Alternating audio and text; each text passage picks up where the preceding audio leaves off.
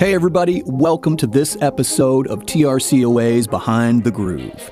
If you're here live, please introduce yourself and ask questions in the chat as we go along.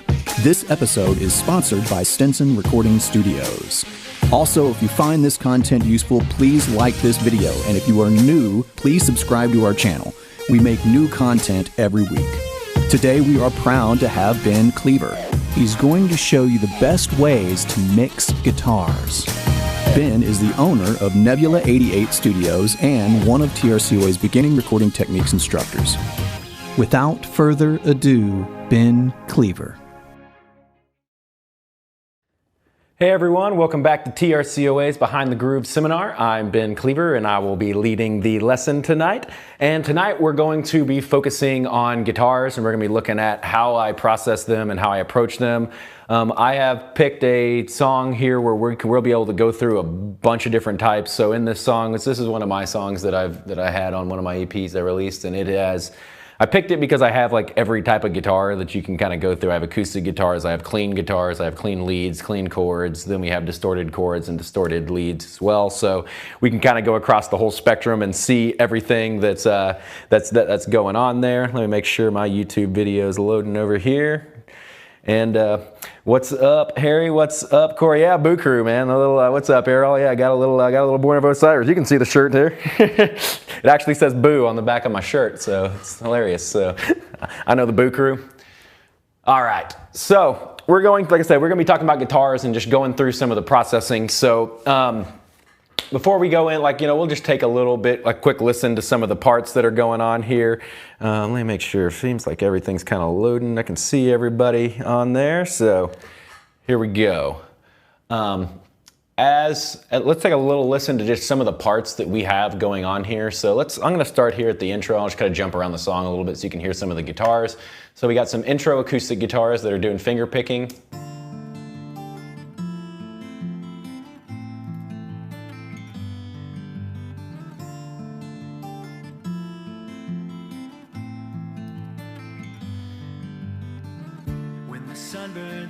We have some acoustics.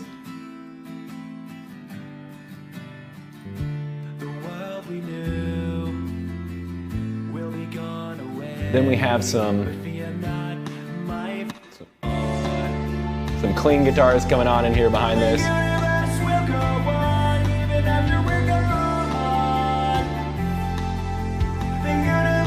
Then we have some chords as well.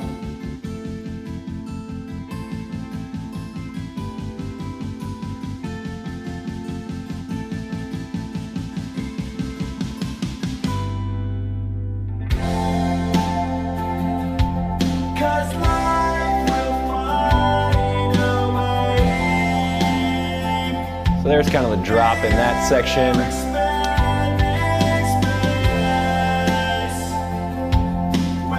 Then we have some more stuff that happens down here kind of as this goes into like a heavier section.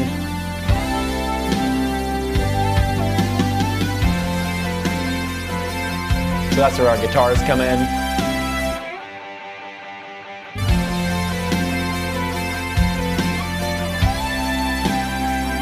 We'll have a lead come in.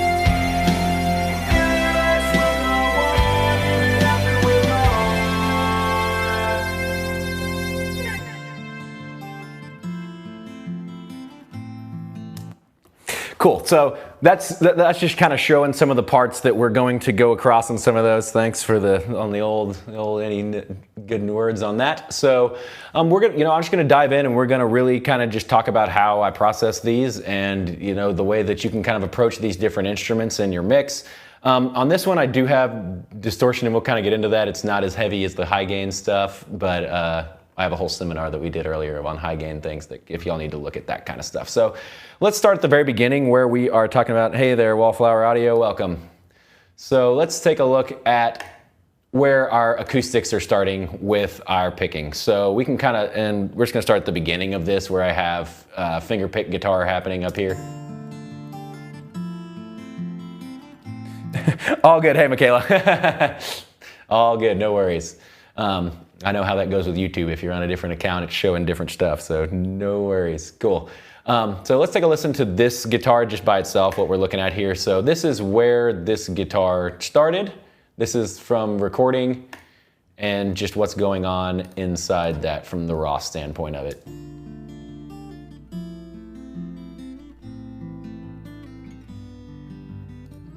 And that's the mic.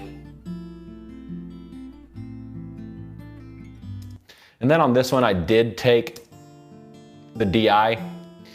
You can hear how thin it is. It's very thin and bright. I don't, for the most part, I don't ever use DI like stuff on acoustic outside of like finger picking or picking, and I may not even use it unless it feels right with it, because there's sometimes it just doesn't mesh with the sounds. I mean, I definitely don't like using it with rhythms. I don't think it sounds good on rhythms. But sometimes you can blend it in a little bit with your other acoustic on finger picking like this, because it is brighter and it just gives it a little more of that kind of top end sparkle, which is really what I like from finger picking stuff. So if you're doing finger picking stuff and they have the option to be able to plug in, I mean, I was recording this through a Taylor and they have nice, like, I really like how their preamps and stuff are set inside their electric guitars on those, so they're very clean.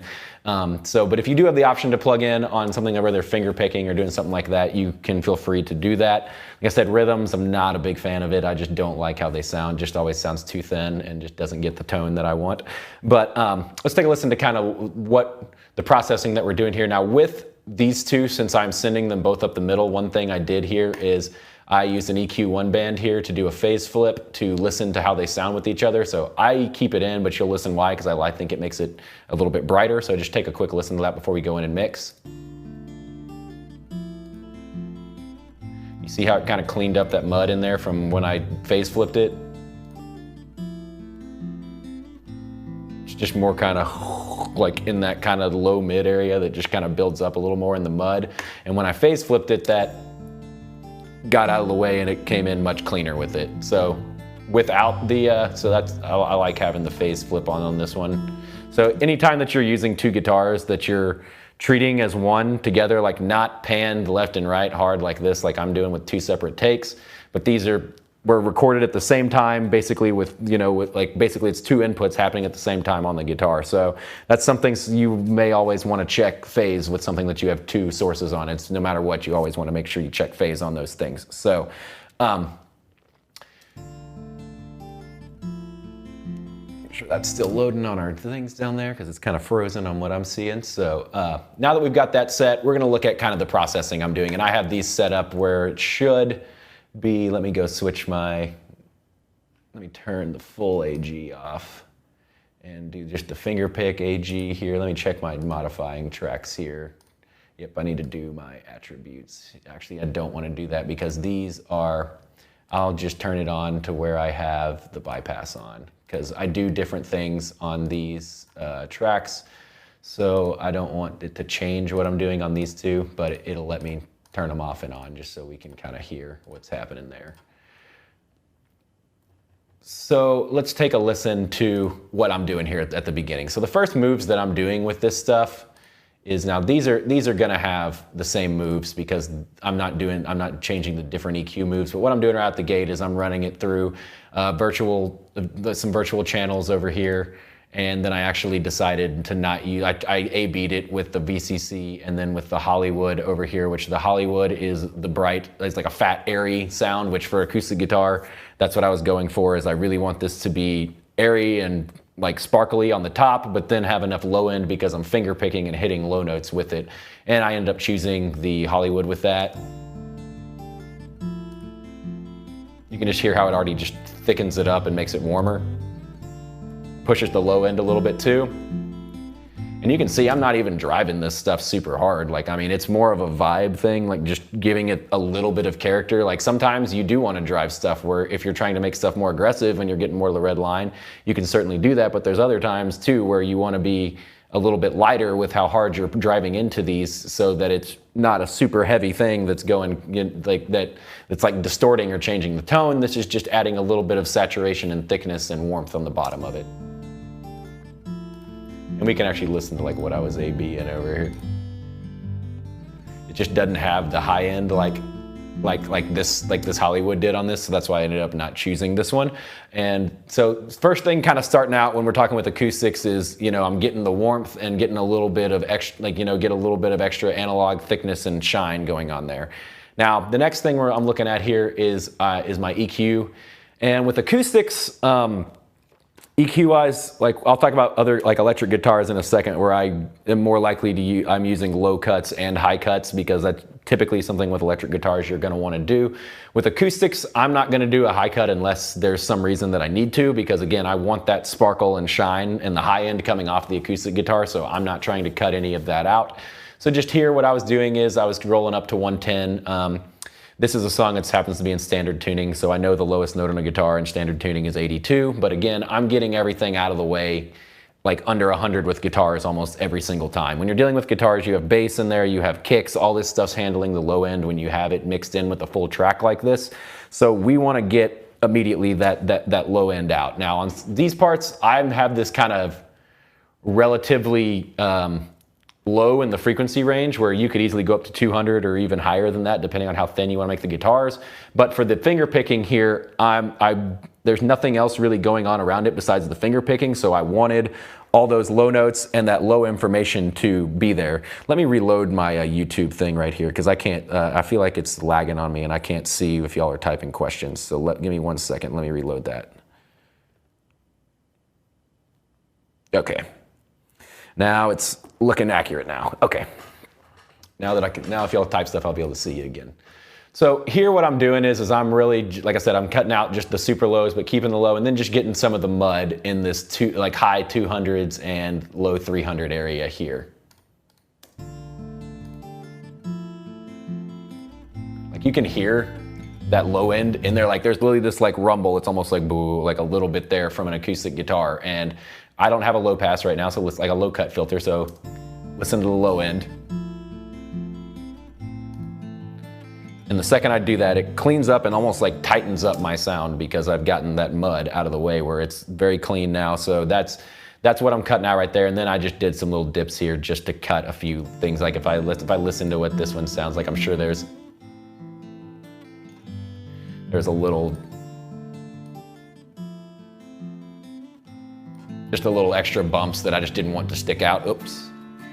Let me bring that back on these. If you ever make a mistake like that or you make a change, you can always use your left and right arrows up here to bring something back like I was doing there. So building some warmth, cutting out the low end, and then I go in from here, and this is then where I go process my VMR. These are gonna be slightly different. If y'all have any questions and comments, obviously just do those as we go along. I'm going to go back to follow globals. So this just sits there right now. So I'm not, so I'm listening to these individually so we can take a look at them. So on this guitar over here, like really what I'm trying to do, so acoustic guitar is something that's like almost always requires compression because it is a very dynamic instrument that is, you know, like pick strokes and the way you're hitting it usually tends itself to be a little more bouncy. Now I play pretty consistently just because I've been playing guitar for 20 years now, and so I've in studio settings for a lot of those, and it's just something that more experienced players that are used to controlling their dynamics are like they're going to give you a smoother take. But if you but most of the time acoustic guitars still really need compression because they are still dynamic. Even what I'm doing, especially finger picking, is even more dynamic than strumming and any of that kind of stuff. So we're taking a look here. Again, I'm not doing super hard compression on guitars, somewhere between 2 and 3, 2 to 1, 3 to 1 ratio most of the time when I'm listening to these. And then over here, I'm really trying to bring out the brightness of what the guitar is. So we'll listen to these together, like off, and then what it's really doing to this guitar from here.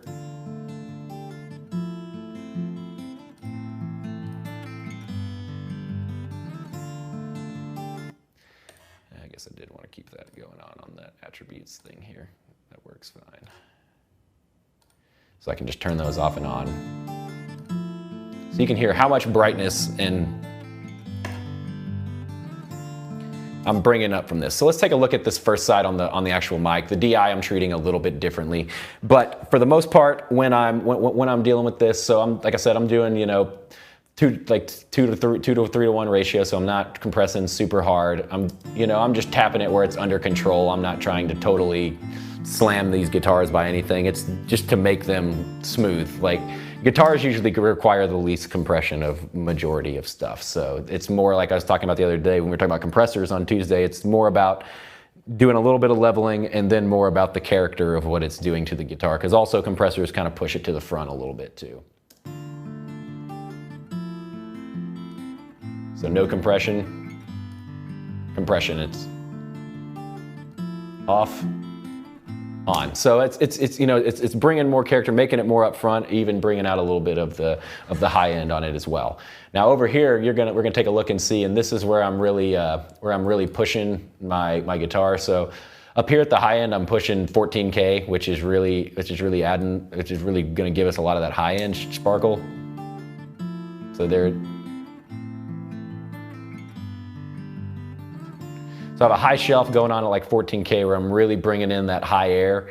Then I'm also bringing right around 3.5K, which is really where the presence and where this is sitting. And especially with where I have this guitar in this spot of the song, there's no vocals going over this part. So it's really, why is that not playing?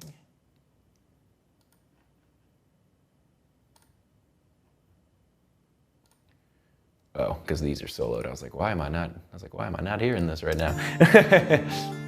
Had another solo hidden underneath me here. So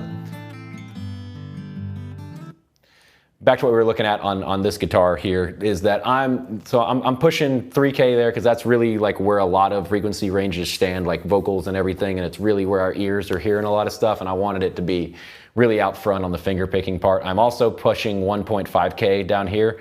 1.5K on guitars and stuff that I've always, like when I tell y'all, you've probably seen this a lot, it's presence. It's gonna make things a little more pointy and stick out a little bit more in the mix.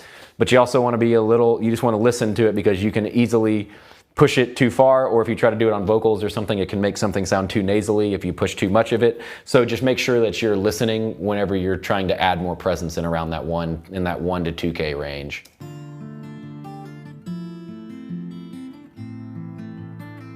So you can hear, really what that's adding. If I take it away, it's still kind of dull. And even just doing that adds so much to it. And then I'm boosting a little extra low end to down 200 right around here because I want to get more beef from my finger picks. So that's what so this is what I have going on in those processing of running through these acoustic finger picks. I'm also doing a bus processor here with the FG Gray, which is an SSL processor. And actually, before I hop to that, let's take a quick look at the DI. So what I did with the DI is I did a few alternating EQ moves. So this one on the left over here is the regular mic, and this one right here is what's going on in the DI. So I'm approaching my compressor the same, but I've pushed a couple of different little spots here. I push back, this shelf's at 10K, so I just have a little larger shelf on the high, which is a bigger bright spot on my finger pick, which is with the DI, it is a little bit brighter and a little more sparklier. So that's why I wanted a wider shelf up there to bring up more of that high end. And then I didn't push the 3.5K on that one because that just wasn't the area I wanted to. So I pushed a little more presence around the 1K area or 1.5K area. Then I had a little mud and 300 on that one and ended up cutting that out. It's just, you can really hear what that EQ is doing. It's adding all that high end energy that's sticking it right in your face. And then again, pushing the low end too on that. And even on this, I even pushed the air over here because I wanted to make this guitar sound even airier.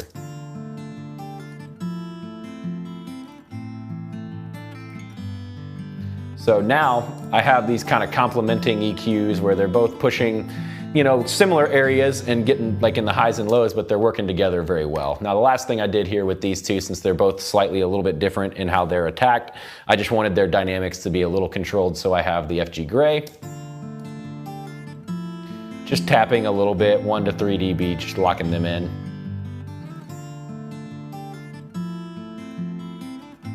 But you can hear how much more forward it adds some brightness to it as well whenever I have. And I love the SSLs because it does do that. It accents the high end and it pushes stuff out in your face, and that's what I'm trying to do with those. And then I'm using guitar, then I just adding some reverb on those as well, which on acoustic guitars, reverb works great on them. So no reverb. Just adding a little room noise to there. So that's how I've handled finger picking guitars. Now, over here we're gonna look at a rhythm part that comes in on the verse. When the sun burns out and our system fades. So let's take a listen to these guitars right quick, and then we'll listen to them in the mix. So the starting point here, I'm starting at the same spot, like I just A-B'd from the other one, so I brought the Hollywood over. I'm pushing the saturation a little bit more on the chords because I just wanted a little more thickness to it.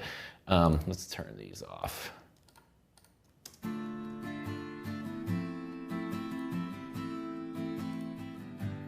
So this is what the Hollywood saturation's adding.